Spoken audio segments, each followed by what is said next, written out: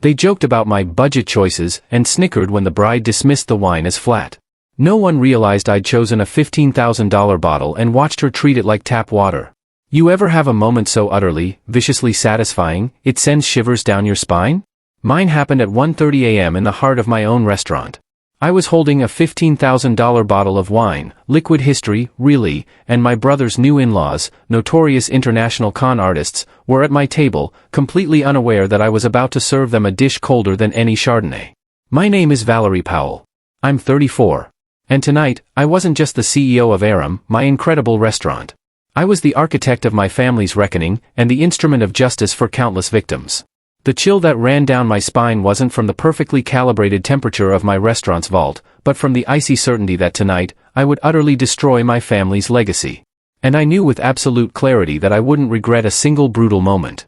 There I was, standing in the heart of Aram, my restaurant.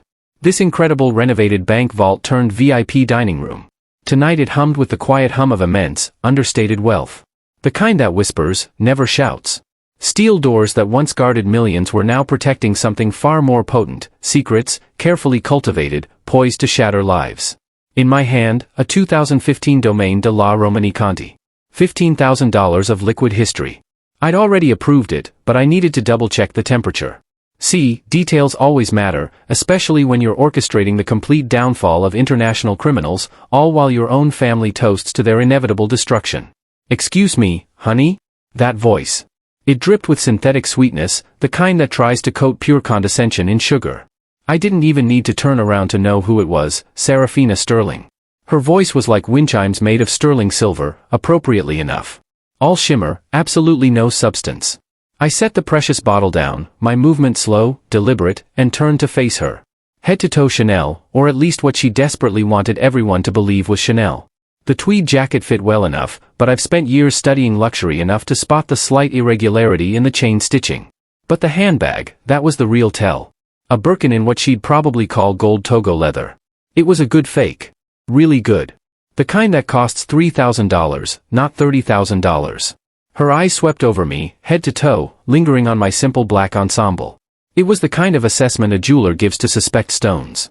Something flickered across her face, a fleeting recognition, maybe of the clean lines and perfect drape that only the roe can achieve.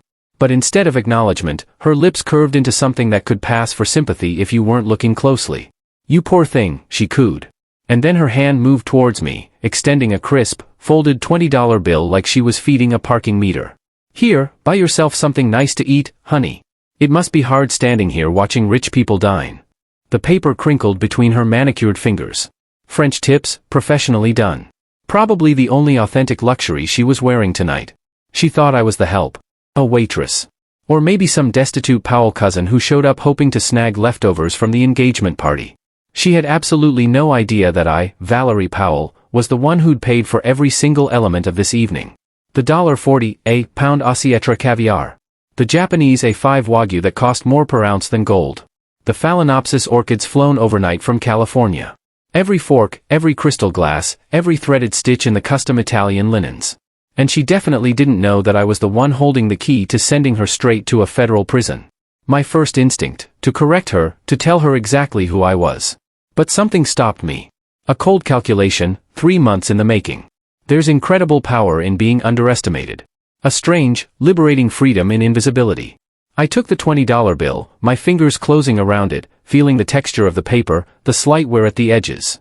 It was probably from her wallet, pulled from a stack of cash she'd taken from her last victim, money that rightfully belonged to some retired couple in Tampa who thought they were investing in their grandchildren's future. "Thank you, Serafina," I said, keeping my voice soft, grateful. The sacrificial lamb, accepting crumbs from the wolf's table. "That's very kind of you." Her smile widened, satisfied. She'd performed her charitable act for the evening. "Of course, darling. We all need a little help sometimes, don't we?" She actually patted my arm. "That's it. Like I was a golden retriever who'd learned to sit. Do try the canapes before they clear them away. The smoked salmon is divine." The smoked salmon I selected. I approved after 3 separate tastings. It cost $60 a pound. "I will," I promised her.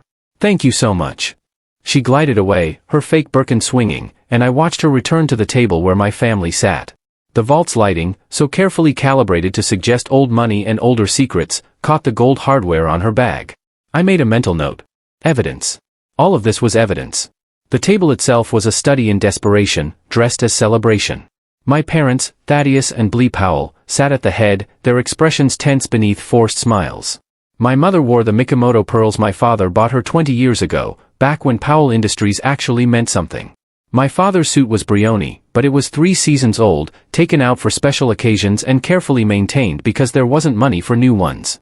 They were looking at the Sterling family, Montgomery, Cordelia, and their daughter Serafina, like drowning people look at life preservers, because that's what this engagement represented to them, salvation.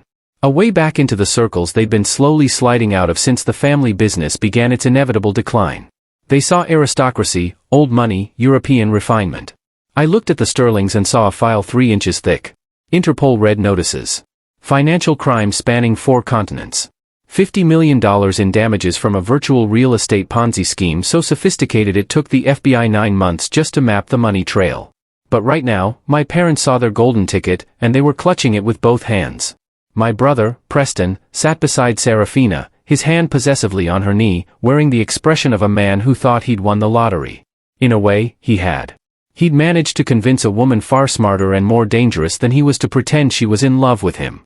Preston, who couldn't close a deal if the client was holding the pen to the contract. Preston, who'd been coasting on the Powell name his entire life, contributing exactly nothing to its legacy. Everything that was mine, they'd taken. My parents' approval, my family's respect, my inheritance, piece by piece, pawned off to maintain appearances. But tonight I was taking something back. I folded the $20 bill and slipped it into my pocket. I'd frame it later, I thought. A reminder of this moment. The moment Serafina Sterling handed me $20 and thought she was being generous. I smoothed down my black blazer, the row, from their latest collection, $5,000 of Italian cashmere, so fine it felt like wearing shadow, and walked toward the table. Time to play my part. To truly understand why I was about to sit through an evening of calculated humiliation, we have to rewind to the moment the fuse was lit, 3 months ago. The moment Preston came home for Sunday dinner, practically vibrating with excitement, and announced he'd gotten engaged. Her name is Serafina Sterling, he gushed, showing us a photo on his phone. A beautiful woman with honey blonde hair and the kind of smile that said she knew exactly how beautiful she was. Her family is from, well, they're basically aristocracy, old money, European. Her father, Montgomery, he's brilliant. He's working on this incredible investment opportunity, virtual real estate in emerging markets. It's revolutionary. My mother actually gasped, clutching her pearls. Sterling? Montgomery Sterling? I've heard of him. Wasn't there an article in Forbes? Preston interrupted. He was profiled last year. The future of digital investment, they called him. I said nothing, just watched my brother's eyes. The way they gleamed when he talked about Montgomery's opportunity. The way his hand kept moving to his pocket, like he was already counting money that didn't exist. I'd learned a long time ago that when something sounds too good to be true, it's because someone very smart is working very hard to make you believe the lie. So, I hired a private investigator, Marcus Webb, former Secret Service, now running his own firm, specializing in financial background checks. I gave him 2 weeks and a blank check. He came back in 10 days. The file he handed me wasn't about petty scams or credit card fraud. It was about a criminal enterprise so sophisticated it spanned 4 continents and had over 300 victims. The Sterling family, Montgomery, Cordelia, and Serafina, were the architects of a virtual real estate Ponzi scheme. They promised investors returns on digital properties in metaverse developments across Dubai, Singapore, and Sao Paulo. The properties didn't exist. The developments were fake. The returns were paid from new investors' capital. Classic Ponzi structure, but executed with such technical sophistication that by the time victims realized they'd been defrauded, the money had been laundered through 13 different offshore accounts and converted into assets across 7 countries. Total damages, $50 million. The Sterlings were operating under Interpol red notices in various countries. They evaded capture by constantly moving, never staying long enough for extradition proceedings to catch up with them. They'd refined their method over 8 years, leaving a trail of bankrupted retirement accounts, foreclosed homes, and shattered lives. And now they were in my brother's life, in my city, at my family's dinner table. I took the files straight to the FBI. The Chicago field office put me in touch with Agent Vance from the Financial Crimes Division. He was in his mid-40s with gray threading through dark hair and the kind of tired eyes that come from spending years watching smart people do terrible things for money. He'd spread the file across his desk, studying photographs of the Sterlings at various charity galas, always impeccably dressed, always charming, always moving. "We've been tracking them for 18 months, he'd said. "The problem is jurisdictional. The country where they've been laundering most of the money, there's no clear extradition treaty with the US. We can't just grab them. We need them to commit a predicate act on American soil. Something we can catch them doing in real time, in our jurisdiction, that gives us authority to arrest immediately." "What kind of act?" I'd asked. "A financial crime. Wire fraud, specifically. We need them to accept money from a US citizen for a fraudulent investment with the transaction occurring on US soil. Once they accept those funds, we have our predicate act. Then we can move on the larger RICO case." He looked at me then, really looked at me. "Your brother mentioned that the Sterlings were going to pitch him an investment opportunity at the engagement party. Is that still happening?" "Yes. They're asking him for $250,000. Something about a virtual kitchen development in Dubai." Virtual kitchen. Agent Vance had almost smiled. "New scam. Same structure. Miss Powell. What I'm about to ask you is entirely voluntary. You can say no, and we'll find another way. But if you're willing, we need someone to be the investor. Someone who can wear a wire, make the transaction, give us grounds for arrest." "You want me to be bait?" "We want you to be an asset," he corrected. "You're not an agent. You won't be armed. You won't make arrests. You'll simply facilitate the transaction that gives us legal authority to move. The moment money changes hands, we come in." I thought about it for exactly 5 seconds. "What do you need me to do?" The memory faded as the cold reality of the vault reasserted itself. I was walking toward the table, carrying the weight of that decision like a second skin. The room's temperature was precisely controlled at 68 degrees, but I felt cold. The kind of cold that comes from knowing you're about to detonate a bomb that will destroy your family along with its intended targets. I slid into my seat at the far end of the table, the position they'd assigned me, not at the head with my parents, not beside my brother, but at the end where the conversation flows around you without requiring your participation. "Oh, Valerie," Serafina said, noticing me for the second time tonight. Her eyes did that scan again, lingering on my outfit. I could see the calculation happening behind her smile. She knew quality when she saw it. The question was whether she'd acknowledge it or weaponize it. She chose weaponization. "I see that top," she said, her voice carrying just enough volume for the table to hear.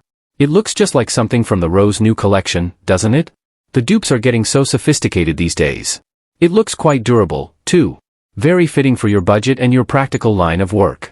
My mother's fork paused halfway to her mouth. My father's expression shifted into something between embarrassment and apology. Preston didn't even look up from his phone. Counterfeit, dupe, budget, practical. Every word was a calculated strike designed to establish hierarchy while maintaining plausible deniability. She wasn't insulting me. Oh no, she was complimenting how well I was managing my limitations. It was masterclass gaslighting. "Yes," I said, keeping my voice absolutely even. "It is very durable." Serafina's smile widened. Mission accomplished. She'd established that I was wearing knockoffs, that I was the poor relation, that I was beneath her concern. Across the table, her father, Montgomery, raised his wine glass. "Shall we toast to the happy couple?" His accent carried the faintest trace of what he wanted people to think was British aristocracy, but Webb's report identified it as pure affectation. Montgomery Sterling grew up in Newark, New Jersey. His real name was Montgomery Sternberg. "To Preston and Serafina," my mother said, her voice trembling with hope. "May your future be as bright as your love." I raised my water glass. The irony of the toast wasn't lost on me. Their future would indeed be bright, with fluorescent prison lighting. Preston finally looked up from his phone, and for just a moment our eyes met. There was something in his expression, a flicker of what might be guilt or might be calculation. Did he know? Had he suspected the Sterlings were frauds and he'd chosen willful blindness because the alternative meant admitting he'd been played? Or worse, did he know and just not care because he thought he'd get his share before it all came crashing down? I watched him turn to Serafina, watch him kiss her cheek, watch her hand rest possessively on his shoulder. My parents were too busy fawning over Montgomery and Cordelia to notice their own daughter sitting at the corner of their celebration. They were asking about the Sterling family estate in the Cotswolds, it didn't exist, about their charitable foundation, defunct, about their connections to minor European nobility, fabricated. And the Sterlings, polished professionals that they were, answered every question with practiced ease. They'd played this role hundreds of times. They knew exactly how much detail to provide, exactly when to be modest, exactly how to make themselves seem simultaneously impressive and approachable. This was what $50 million in fraud looked like, masks and gowns. Not crude threats or obvious lies, just beautiful people in beautiful clothes telling beautiful stories, making everyone at the table feel like they were on the verge of something extraordinary. And I was the only one who knew that the extraordinary thing waiting for them wasn't wealth. It was handcuffs. I took a sip of water and settled in for the performance. Agent Vance was somewhere in this restaurant right now, wearing a sommelier's uniform, waiting for his cue. The wire taped to my ribs felt hot against my skin, recording every word. The $20 bill Serafina gave me crinkled in my pocket. I smiled at my family, at the Sterlings, at the whole elaborate charade. Tonight there would be no mercy. The chandelier light caught something on Serafina's wrist as she reached for her water glass. My breath hitched. My grandmother's Cartier watch. The one with the Art Deco face and the tiny diamond at 12 o'clock. The one she wore every day until her hands got too frail to clasp it. The one she pressed into my palm the week before she died, whispering, "For you, darling, for when you need to remember who you are." The one I kept in my bedroom safe. The one Preston had a spare key to. Serafina noticed me staring. She extended her wrist with theatrical grace, letting the light play across the platinum band. "Gorgeous, isn't it? Preston gave it to me last month. He said it was a family heirloom, but that I deserved to wear it more than." She caught herself, manufactured a delicate wince. "I'm sorry, Valerie. I shouldn't have said that." I forced my gaze to Preston. He wouldn't look at me. His eyes were fixed on his bread plate like it held the secrets of the universe. "It's beautiful," I said, my voice steady as stone. "Grandmother would have loved seeing it worn." The lie tasted like copper. Grandmother would have thrown her wine in his face. But I didn't need to fight this battle now. That watch, with its serial number registered in grandmother's estate documents, would serve a different purpose, evidence. Exhibit C. In the case against Preston Powell's character when the lawyers started circling and he was desperate for anyone to believe he was a victim, too. Let Serafina wear it. Let her post it on social media. Timestamp it. Geolocate it. Every photo was another nail. Montgomery cleared his throat, breaking the moment. "I must say, Valerie, your choice of restaurant is exceptional, though I'm surprised a place of this caliber would hire someone without proper training in." He gestured vaguely at my server's uniform, the finer points of service. "Everyone starts somewhere," I replied, refilling his water glass with practiced precision. The motion was muscle memory now, tilt at 45 degrees. No splashing, no sound. Cordelia laughed. The sound like wind chimes made of razor blades.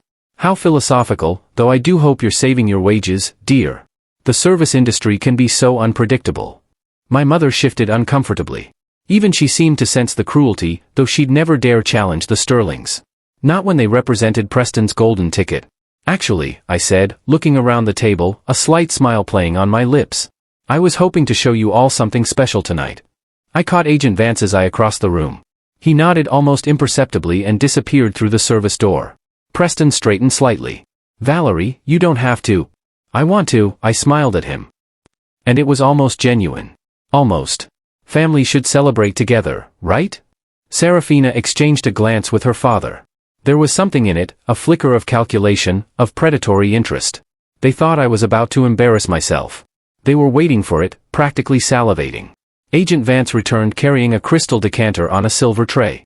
The wine inside was the color of garnets, of dried blood, of expensive mistakes. He set it down with the reverence it deserved. No label visible, no indication of what it was. "I was gifted this bottle," I said carefully, watching their faces. "By a client. I honestly don't know its value. I thought tonight would be the perfect occasion to open it." Montgomery's eyes lit up. This was his moment, the expert, the connoisseur, the man who could identify quality at a glance. Agent Vance poured with professional efficiency. First a taste for Montgomery, then glasses for Cordelia and Serafina. He offered one to Preston, who took it with trembling hands. The sommelier's face was perfectly neutral, but I caught the ghost of something in his eyes when he glanced at me. Mockery. Anticipation. We both knew what was coming. Montgomery swirled his glass with exaggerated expertise, held it up to the light, inhaled deeply, his face contorted. "Well," he pronounced, setting the glass down with barely concealed disgust. "I appreciate the gesture, Valerie, but this is, how do I put this delicately?" He didn't wait for an answer. "This wine is far too acidic. The tannins are practically non-existent. If I had to guess, I'd say this is table wine. Supermarket quality. Perhaps $8, $10 a bottle." Cordelia took a sip and nodded gravely. I'm afraid Montgomery is right, dear. There's no complexity here, no depth. Serafina swirled her glass like she'd seen people do in movies. It's very... She paused, searching for words she'd heard before. Bold. Oaky. Almost aggressively so. I bit the inside of my cheek to keep from laughing. The wine in their glasses was Domaine de la Romanée-Conti Premier Cru. The kind of Pinot Noir that wine collectors bid on at auction. The kind that costs more than most people's cars. $15,000 a bottle. And they just called it Oaky. Pinot Noir. The most delicate varietal in the world. Known specifically for its subtle, silky texture. Its complete and utter lack of oak influence when done right. Agent Vance caught my eye. His expression didn't change, but I saw it. The glimmer of satisfaction.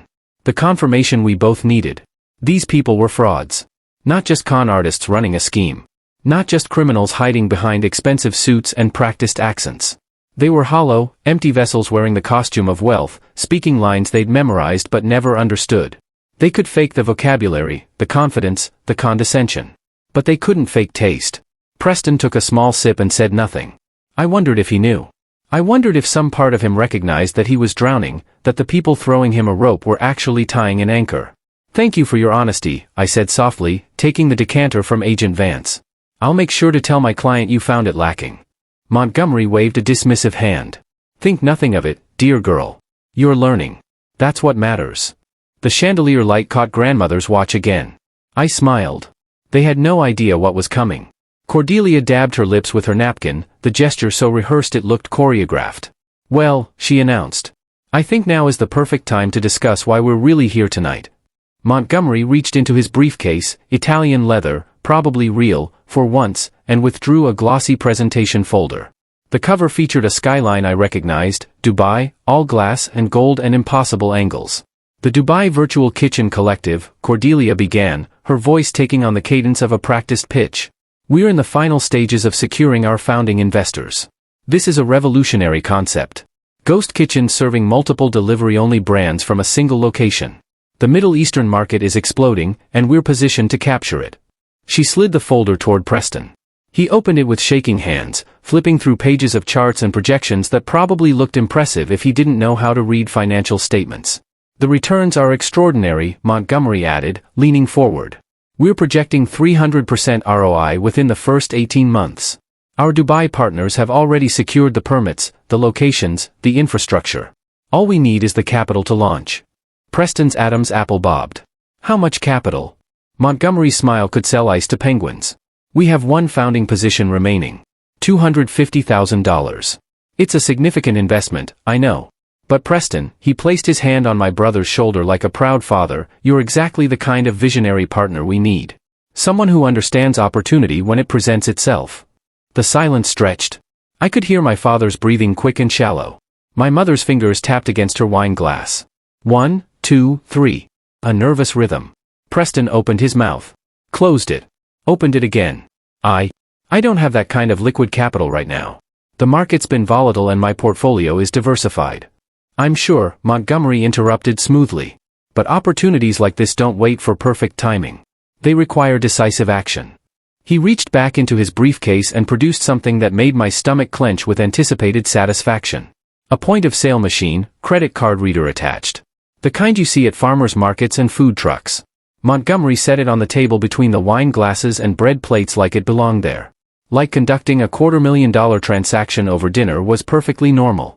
We can process it right now, he said. Serafina and I are flying to Dubai on Friday. If you want your name on the founding charter, we need your commitment tonight. Preston's face had gone white. He looked to our father, who stared back with an expression I knew too well, desperation wrapped in expectation. Don't embarrass us. Don't fail. Don't prove that we bet on the wrong child. My mother's hand found Preston's arm. Sweetheart, this is your future. I don't. Preston's voice cracked. I can't just. Serafina placed her hand over his. The Cartier watch catching light. Baby, I know it's scary, but you have to trust us. Trust me. This is how my family built everything we have. You take the risk. You reap the reward. I watched my brother crumbling. Watched him looking around the table for a lifeline. For someone to tell him it was okay to say no, it was okay to walk away. No one did. So, I did what I came here to do. Let me help, I said quietly. 6 pairs of eyes turned to me. Serafina's narrowed with immediate suspicion. You? I have savings. I reached into my pocket, my fingers closing around the simple blue card I'd placed there 3 months ago. I'd been working for 10 years.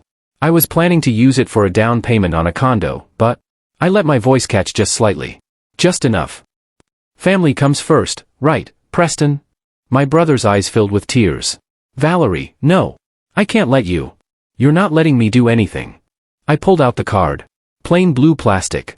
Logo of a local bank. Nothing impressive about it. I trust you. I know you'll pay me back when the investment comes through. It was the perfect bait. The ultimate con. A poor, naive little sister sacrificing her life savings for her worthless brother. A stupid girl who didn't understand money, handing over everything she had because family manipulated her into it.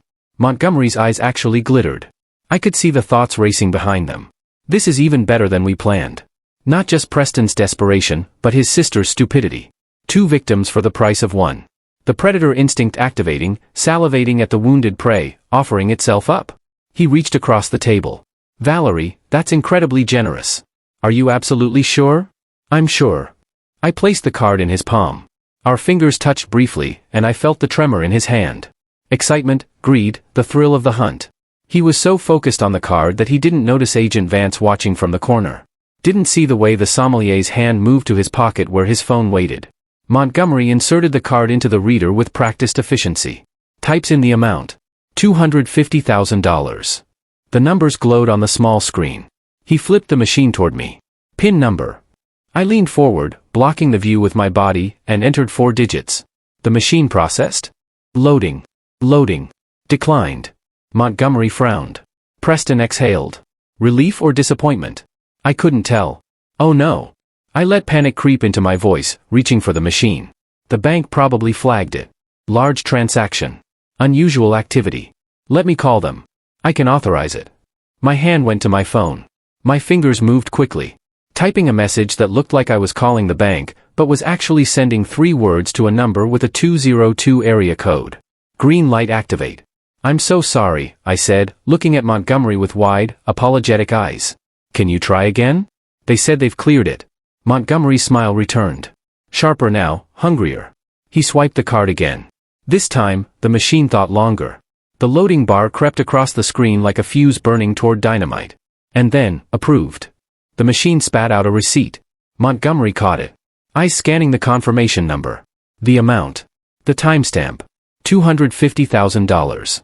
Transferred from a nobody's checking account into an offshore holding company that as of 4 minutes ago was actively monitored by the FBI, FinCEN, and Interpol.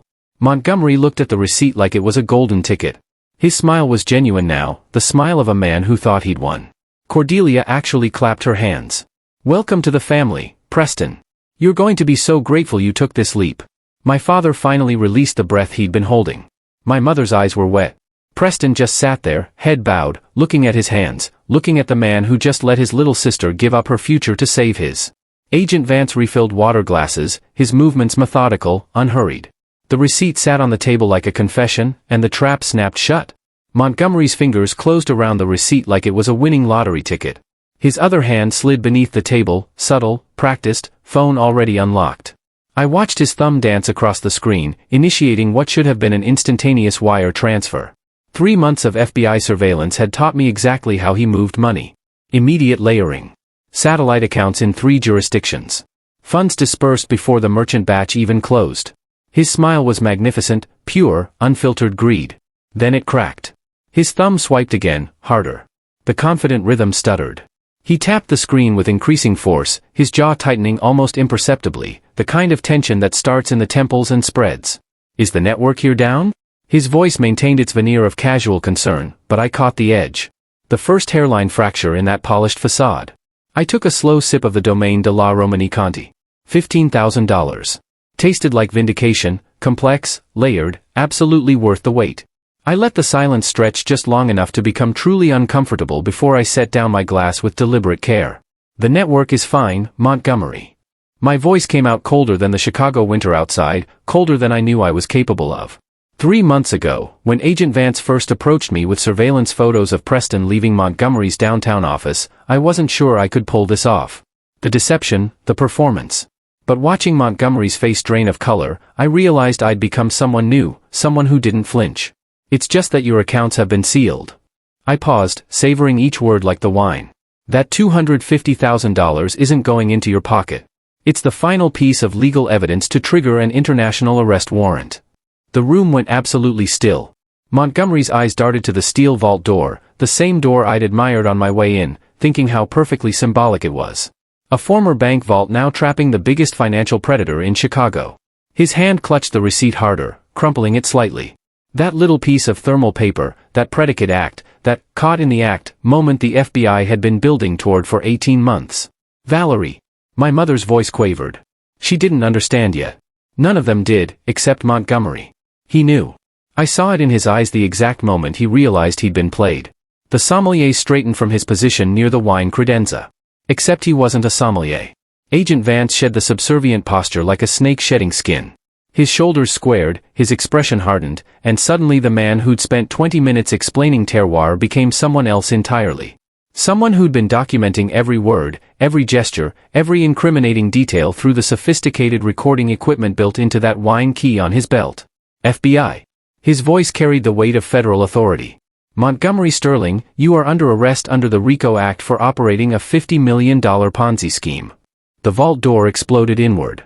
Not literally, though. The sound of it slamming against the interior wall might as well have been an explosion. 6 tactical agents in full FBI raid gear poured through the opening, weapons drawn, movements precise and choreographed. They'd practiced this. Of course, they had. You don't take down a red notice target without rehearsal. Hands on the table. Now. Montgomery complied, but slowly, like he was still calculating odds. Cordelia gasped, her hand flying to her throat in a gesture so theatrical it would be funny if it weren't so pathetic. Serafina didn't move. She sat frozen, her investment smile replaced by something raw. Fear, maybe, or fury. Hard to tell in the chaos. Preston shot to his feet. What is happening, Valerie? What did you do? Sit down, sir.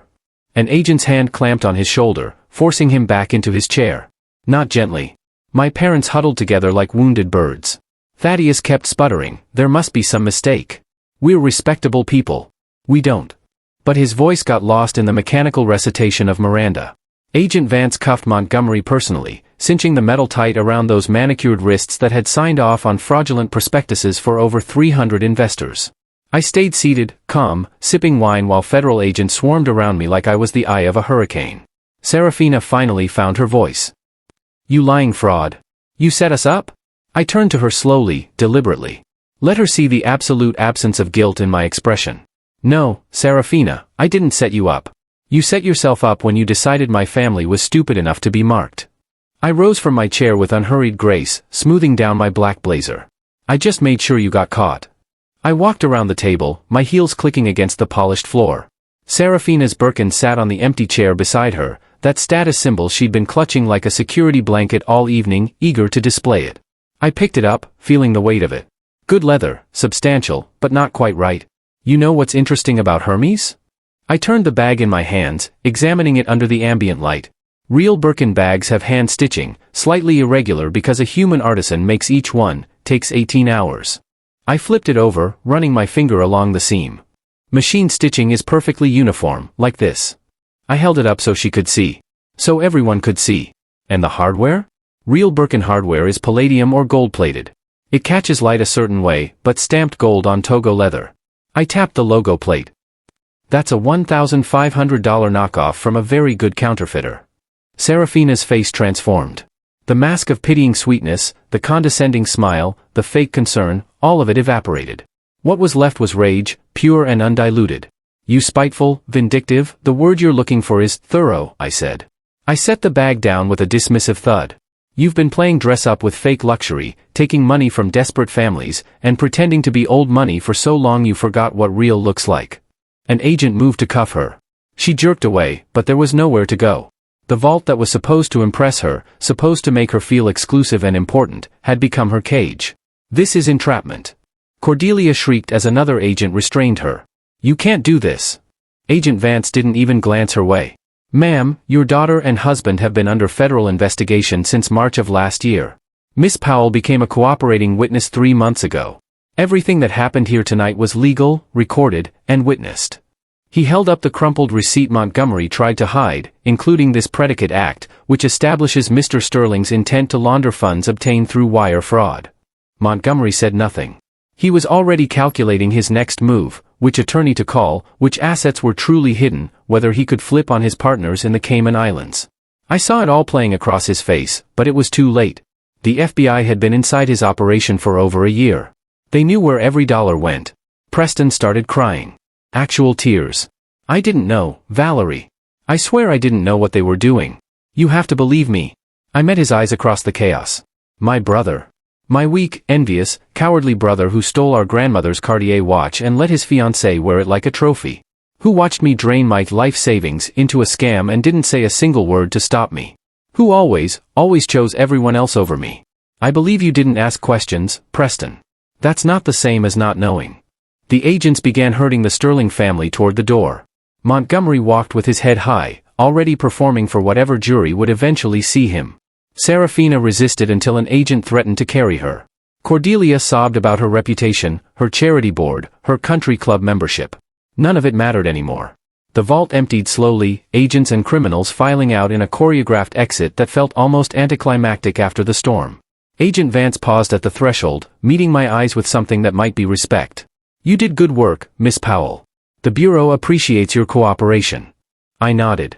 We weren't friends. We were never going to be friends. I was a means to an end, just like he was for me. But there was a mutual acknowledgement in that moment. We both got what we needed. Then he was gone, and I was alone in the vault with my family. Just the Powells now, the way it started. My parents sat across from me like wax statues melting in real time. Thaddeus's face had gone gray. The carefully maintained tan looking sallow under the ambient lighting. Blee's hands shook as she reached for her wine glass, then stopped halfway like she'd forgotten how to complete the motion. The dream of high society, of finally belonging to the world they'd been performing for, had shattered, and they must know that I was the one who broke it. Preston slumped in his chair, still crying softly. The kind of crying that's more about self-pity than genuine remorse. I reached into my bag and pulled out a legal document. The paper was crisp, official, bearing the letterhead of one of Chicago's most aggressive property management firms. I placed it on the table between us with the same care I used to set down that blue debit card an hour ago. Different transaction, same finality. This is a notice to quit. My voice didn't waver.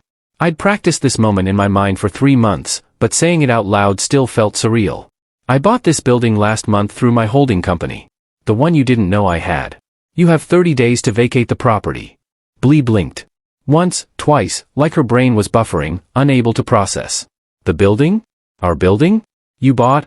She couldn't finish the sentence. My building, I corrected. The brownstone on Astor Street where you've lived for 22 years. Rent-controlled. Under market value. Protected by legacy tenancy clauses that made it almost impossible for the previous owner to evict you. I leaned back in my chair. Almost. But everything has a price, including legacy protections. Thaddeus found his voice. You're evicting your own parents? I'm severing a toxic dependency. The clinical language helped. Made it feel less like raw anger and more like surgery. You raised me to believe that family loyalty meant sacrificing everything. My education fund for Preston's business ventures. My career aspirations for your social climbing. My dignity for your approval. But loyalty isn't supposed to be one-directional. We gave you everything. Blee's voice cracked. A home. Opportunities. You gave me a roof and resentment. There's a difference. I slid the document closer to her. The eviction is legal. There will be no extensions, no negotiations, no last-minute reprieves. You have 30 days to find alternative housing. I suggest you start looking tomorrow. Valerie. Thaddeus tried the stern father voice, but it came out weak. Hollow. This is cruel. Yes. I didn't flinch from the word. It is. But cruelty, as you both taught me, is sometimes necessary for survival. You were willing to let me fund your social ambitions with my life savings, with money I've been earning since I was 22, building a company you never believed in. You were going to let me be defrauded because it was easier than confronting the uncomfortable truth that the Sterlings were too good to be true. Preston's head snapped up. You knew even before the FBI? I suspected after the first dinner with them. Serafina's story didn't add up. The timeline of her father's investments, the vagueness about their actual business model, the way Montgomery always steered conversation away from specifics. I finished my wine. But you were so happy, Preston. Finally marrying someone from good stock. Finally making mother and father proud. So, I hired a forensic accountant. You hired a forensic accountant? He found irregularities within 10 days. By week 2 and 3, we had enough for cooperation with the FBI. I was sitting in a federal building signing cooperation agreements. I set down my glass. I've been orchestrating this takedown for 3 months while you all planned a wedding funded by fraud. The silence that followed was absolute. Even Preston stopped crying. Then the vault door opened again. Not FBI this time. Chicago PD. 2 uniformed officers and a detective in a rumpled suit. Preston Powell. The detective's voice was professionally neutral. We need you to come to the station for questioning regarding your role as an accessory to wire fraud and money laundering. Preston went white. Actually white, like someone drained the blood from his face through a tap. Accessory? I didn't. I wasn't. He spun toward me. Desperation replacing self-pity. Valerie, you're a CEO. You have great lawyers. You can bail me out. I didn't know anything. Tell them. I looked at him. Really looked at him. My older brother, who was supposed to protect me, guide me, be on my side. The brother who stole grandmother's Cartier watch from my jewelry box and gave it to his fiancée. Who watched me swipe a blue debit card for $250,000 and didn't say a single word to stop me. You stole grandmother's watch. My voice was flat, factual. You let me invest my life savings into scammers without questioning it. You're 35 years old, Preston, an adult. I stood, gathering my bag with unhurried precision. The officers moved toward him. Valerie, please. His voice cracked into something approaching a wail. The $15,000 bill for this party will be mailed to your address. I buttoned my blazer. The wine, the venue rental, the private service, all of it. You can figure out your own legal defense while you're at it. I paused at the vault door, looking back one final time. Good luck. You can't just leave me. Watch me. I walked out of the vault. Behind me, I heard Preston arguing with the officers. Blee pleading with the detective. Thaddeus demanding to speak to someone in charge.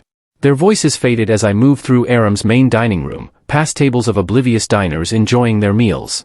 Past the host stand where Julian gave me a subtle nod. The restaurant's front door opened, and the Chicago winter hit me like a wall. The air was biting, sharp enough to hurt my lungs, but crisp, clean.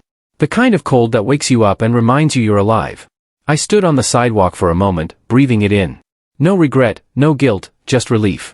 I didn't save my family the way they wanted, with money, with status, with the social climbing they'd been attempting my entire life. I didn't sacrifice myself on the altar of their ambitions. I saved myself from them, from the expectation that I would always be less than, always be the black sheep, always be the one who gave and gave and gave until there was nothing left. A luxury car pulled up to the curb, black, sleek, anonymous. The driver stepped out and opened the door without a word. I'd hired the service 3 months ago, the same day I signed the FBI cooperation agreement, planned for this exact moment. I slid into the leather seat and the door closed with a solid, final thunk. Through the window, I watched Aram Restaurant recede as we pulled into traffic. The building that housed my company's flagship location. The vault that became a trap. The family that never really saw me. All of it shrinking into the rearview mirror. The driver didn't ask where I was going. He already knew. My penthouse. My real home. The one I bought with money I earned in a building I actually own. In a life I built without their help or approval. The city lights blurred past, and I realized I was smiling. Not the fake smile I'd been wearing all evening. Not the performance smile, the CEO smile, the beautiful daughter smile, but a real one. I pulled out my phone and scrolled to a message from Agent Vance. Timestamped 6 minutes ago. All targets secured. Charges filed. You're clear. I deleted it. Then I deleted his contact information. That chapter was closed. The car glided through Chicago streets, leaving the chaotic past behind forever. Somewhere behind me, my family was unraveling. Somewhere ahead, there was a future I got to write myself. For the first time in 33 years, I wasn't anyone's daughter, anyone's sister, anyone's disappointment. I was just Valerie Powell, and that was more than enough. Have you ever been so utterly underestimated that you had to orchestrate a spectacular downfall to prove your worth? What's the most elaborate revenge plan you've ever imagined, or executed? Tell me in the comments below.